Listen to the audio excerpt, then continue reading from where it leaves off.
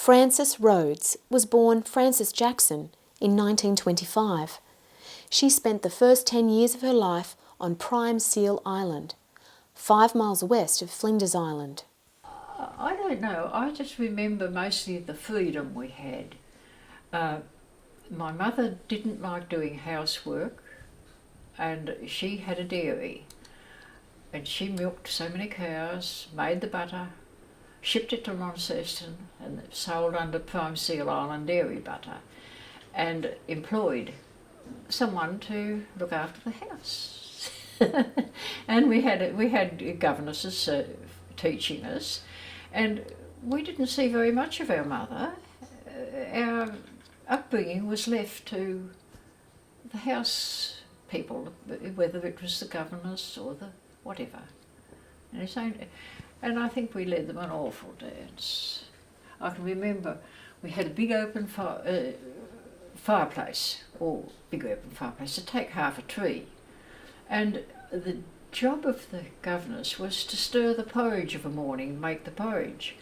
But over an open fire, it wasn't really a pleasant job. So she had the children lined up to take turns. Not Les, not my brother, because being a boy, he was outside. He didn't come into the house. But the girls were all rostered on to stir the porridge. And I can remember my turn came along, and I wasn't going to stir the porridge, no way. Out I went and up a tree. But we had a hill, which I suppose to children was steep, and Dad made us a sled, and in the summertime we'd come down that hill and the dry grass, then we'd pull it back up again, and down we come. We didn't have holidays as such. I can remember us going camping in a couple of paddocks away from the house, and having a camping for a week. That was a holiday. We couldn't afford a lot, although we went to Melbourne once, and we went to Launceston on the Narrabeen, which Alfred and I were talking about yesterday. She was renamed the Marilyn, but I can remember we went up to the Launceston show, and we set off, but we got windbound at Badger, and the show was over a week before we got away, and they sent planes out looking for us. They didn't know what had happened, but we were sheltering under Badger at that time. It'd be about 1934, 36, around about 1934, 36, 34, I should say. Smoke signals sent from a designated hill were the traditional means of communication for islanders in times of emergency. They had 4 different signals, and as I remember, one was for passing boats or whatever to call in if they had a chance. It wasn't urgent. 2 was call in. It's a bit more urgent. You know, if you're coming here, please call. 3 was for sickness. We want help. There's someone seriously ill. And 4 was when there was a death on the place. And yes, I'm still very fond of baked wallaby. It's a different flavour to the Flinders Island wallaby. We think because of the salt, being a smaller island and the salt content, and they have a better fur. Their furs are much better than the Flinders ones. Actually, it was rented to snare us for a time, and I think that's in the history of it that I've done. Well, my father would take us with him because I wasn't very big at the time, and walking around through the scrub around lines of snares wasn't the easiest. So after he'd caught a couple of wallaby, he'd leave us, and we were to wait there till he got back. And Thelma and Les would skin whatever he left with, and we'd cut off the tails and put them in the coals. We'd have a little fire and we'd roast the tails and eat them. And I don't know, we never missed anything. We never went short of anything. We always had pets, wallaby pets, or sometimes we'd try and get birds, but the mothers would poison them, we felt, in the cage. So we didn't do that once we knew that happened. But we always had wallaby as pets, and cats as pets. Not dogs. We had one particular wallaby. Of an evening, away he'd go out in the bush. Come daylight next morning, he'd jump down on the meat safe we had outside the door and thump, thump, until my father went and opened the door. In he'd go, look around, where's the cat? Put the cat outside, then he'd jump up on the bed and sleep for the day. But they make wonderful pets. These are the little paddy melon, not the Bennett's wallaby. But there's no Bennett's wallaby there. There was only the paddy melon. There was no wombats there. Brush opossum my father let go there. There was no turkeys, no peafowls. My father let them go there. I don't remember quail, but no doubt there were. But that was all that was there in the wildlife. What about geese? Was there many geese? No. The only time we'd see geese was when we went to the little island off the end of Prime Seal, Low Island, and there on other little islands we'd see geese, but not on Prime Seal.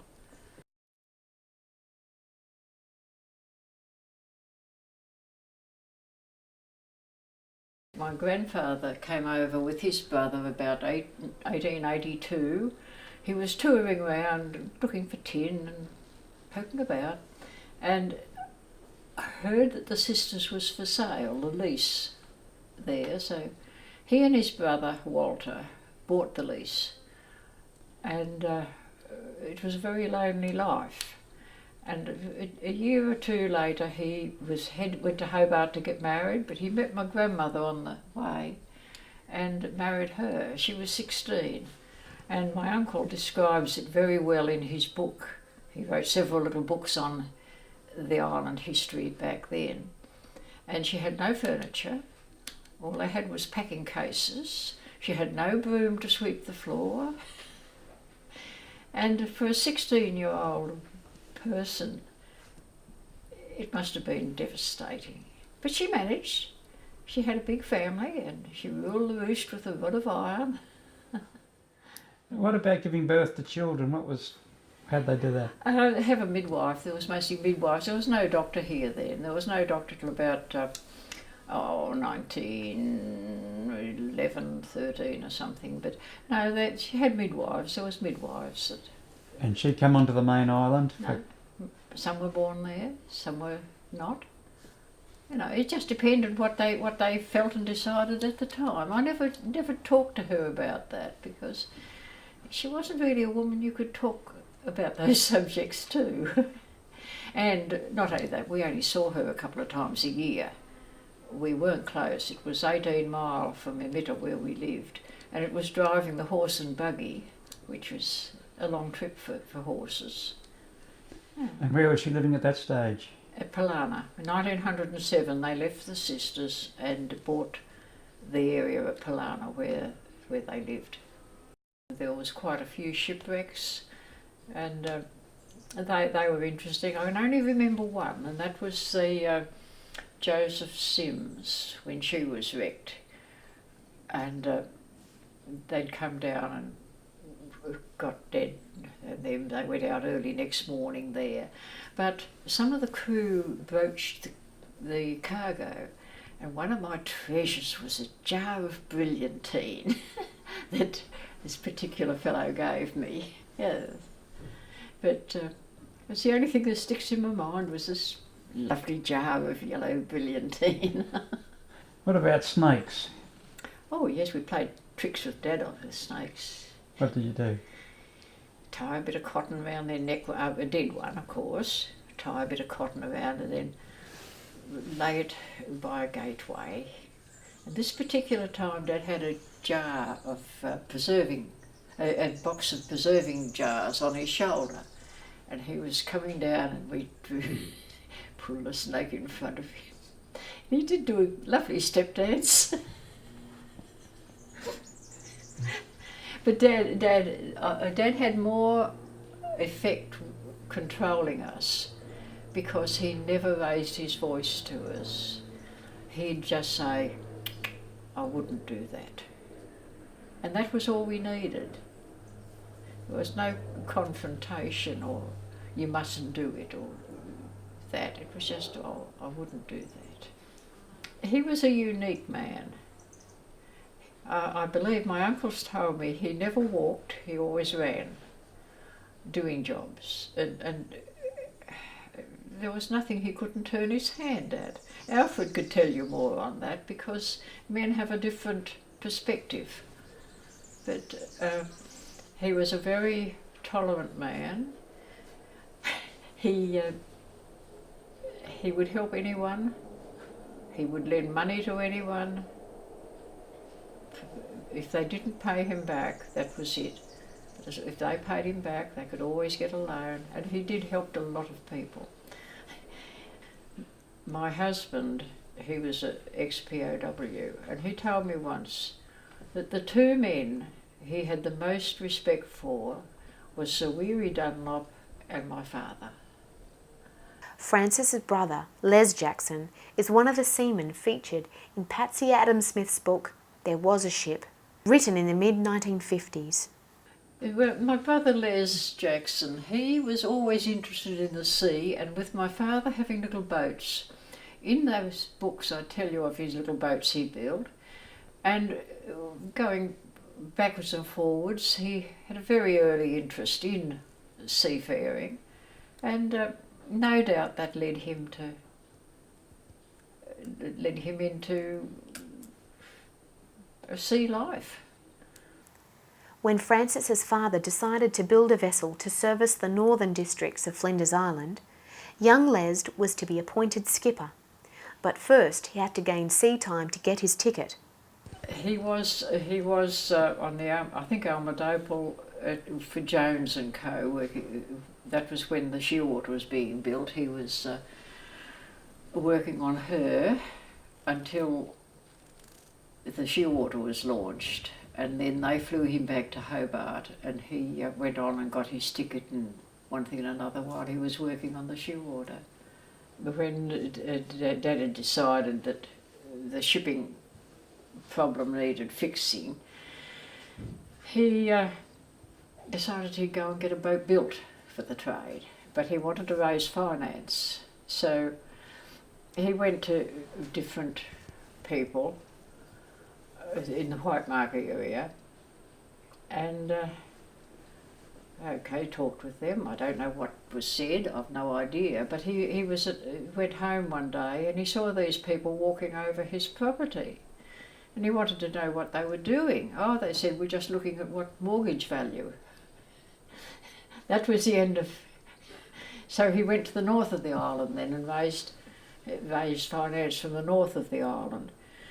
And the comment's been made that no money was raised in the south, but it was a fishing area, the south of the island, and that. But they don't want to know about it in the middle of the island. But his word was his bond, and if someone said they'd do a thing or whatever, that was it. And he didn't like being questioned on things.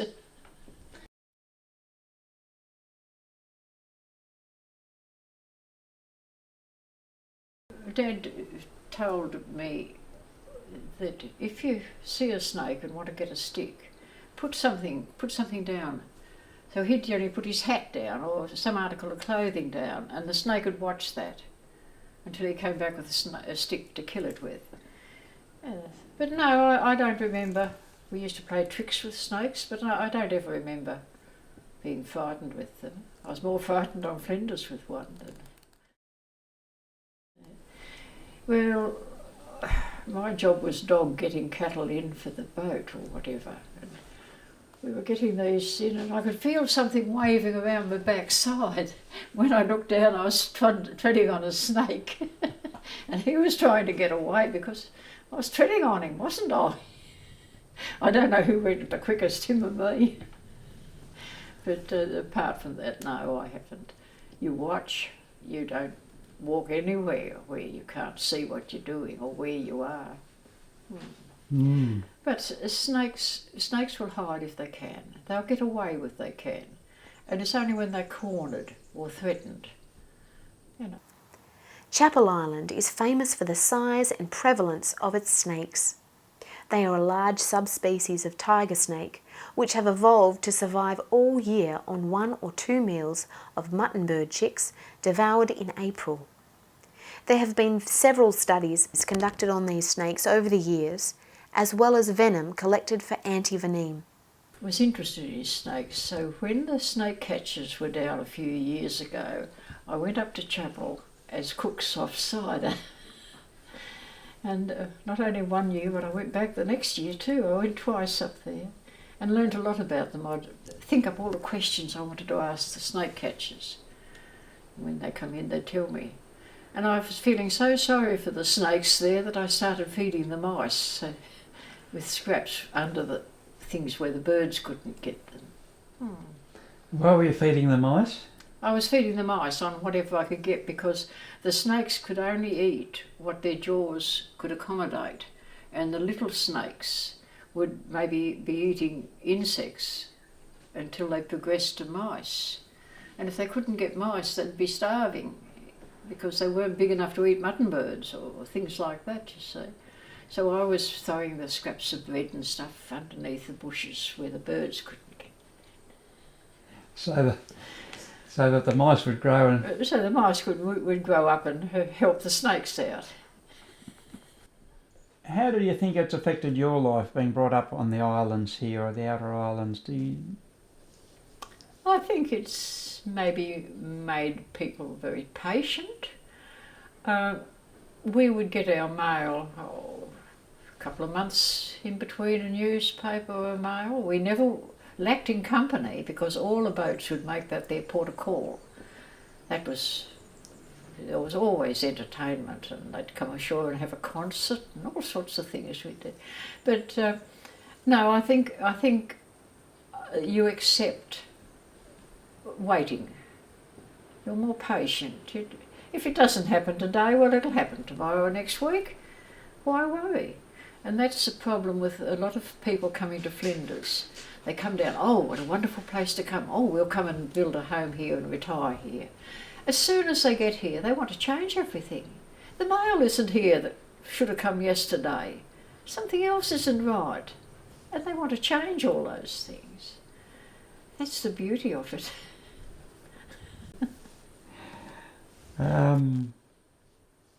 So about mail, how often did you get mail out there?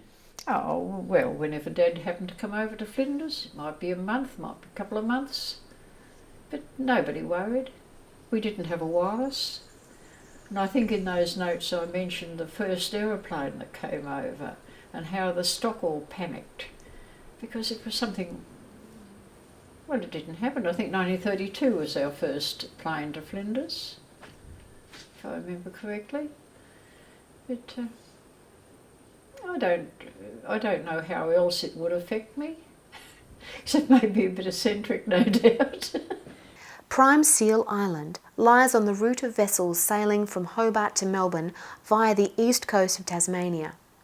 When the northwest gales blow in the wintertime, it was very difficult for sailing vessels to get across Bass Strait.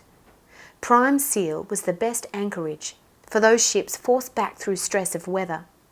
It was an anchorage easy to access and to leave from when the wind came fair. I think if I remember correctly, we've seen up to 6 in the bay, waiting for the change of wind. I think it was 6, and this particular time there was a lull in the weather, so 5 boats off, 1 stopped. He was there for the next 6 weeks. Didn't get away when he had the chance. But they were mostly timber boats going from Jones and Co. over. And we'd do trades. They'd pick up eggs and vegetables and things and leave tins of jam and what all. It was good. Oh yes, for entertainment and sing songs and have a talk and bring in newspapers and, you know, they swap things over. Oh no, it was a good life. We were never lonely, or I wouldn't know what lonely was. Even now I still like my own company, as maybe you've gathered. So you were in mutton birding. You talked earlier about mutton birding.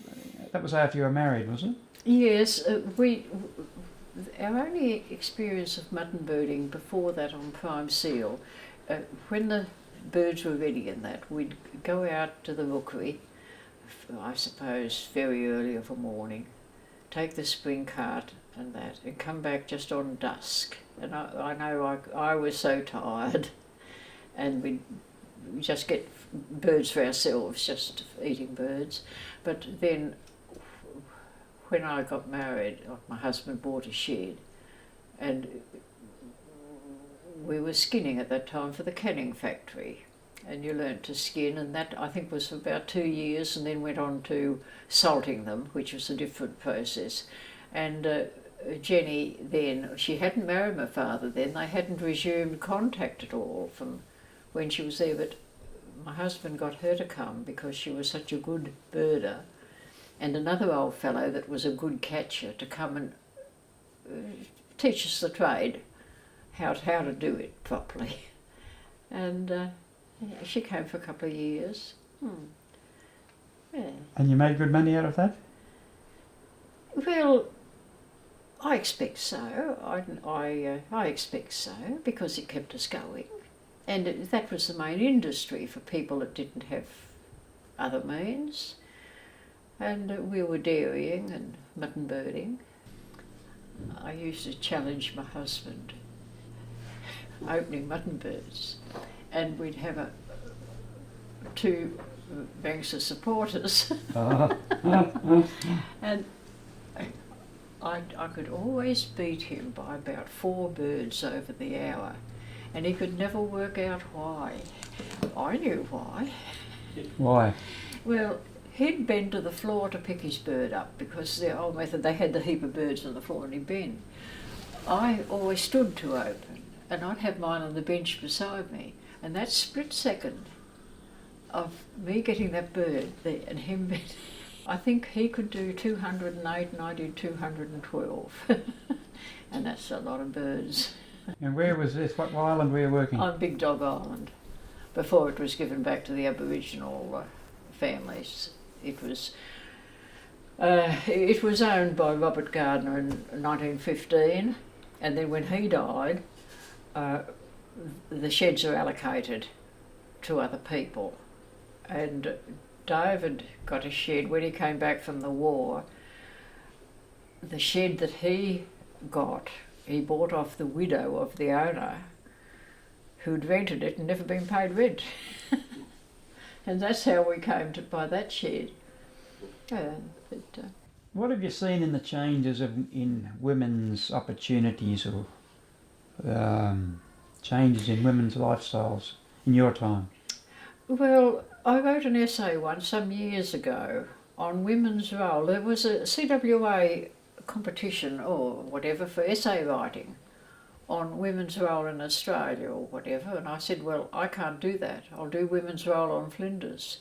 But the fishing fleet, it was the women that ran the home, ran the family, because the men were fishing. The dairy industry was dependent on the women for labour, because there was no child support, no endowment, no deserted wives, no nothing. And people had to work together. The school bus drivers were women. And women have had a big role in the history of the island. It mightn't be acknowledged and it mightn't be accepted, but it's a fact. Frances's stepmother was a lady of Aboriginal descent who taught her stepdaughters a little of what she knew of traditional foods. She would take us and show us how to cook limpets by roasting them on the fire, and how to take it. There's a string that goes around them that's supposed to be poisonous, how to make sure that that was removed and things like that, and which shellfish we could eat and so on. And the pig face, I don't think they call it pig face, it's got some fancy name, but the flowers on that, when they dry, they go brown, and they're very sweet, the seeds. And that was all those sort of things she taught us. What do you think of it all looking back on the early days here, your time? What do I think of it all? I think I've got no regrets. I've got no way that I think I'd improve anything. No doubt there'd be little changes in people's attitude, because it was a very racist place, because it was very competitive. And I've always said that the Aborigines were not only displaced once out of Tasmania, but they were displaced 2 to 3 more times. And where they were here paying rent on the little islands, when about the 1860s, when European settlers came in, they had a better education and they knew who to get in contact with, and they took the leases of the islands and they had to go again. They were displaced again. And they were all pushed back onto Cape Barren. And that's when they made the reserve on Cape Barren. So there was always been competition. Always been competition there. And it is getting better now. It's getting better now, but that is something that I'm happy about, that the change of attitude. I think the concerts, because we get dressed up, and I had a little blue party dress with frills on, and I can remember sat up there, and this chappie, it was Ronnie Spalding, he was sat on my dress, and I had to tell him he was sat on my frills. But that was for one of the concerts we had, you know. And we had a tumbler there, one of them, Blue Gum Davis, I think his name was. He was apparently a tumbler in a circus at some stage, and he put on these tumbling acts. And I think that was most likely the thing we'd enjoy most, because it'd be so different. But we were happy there.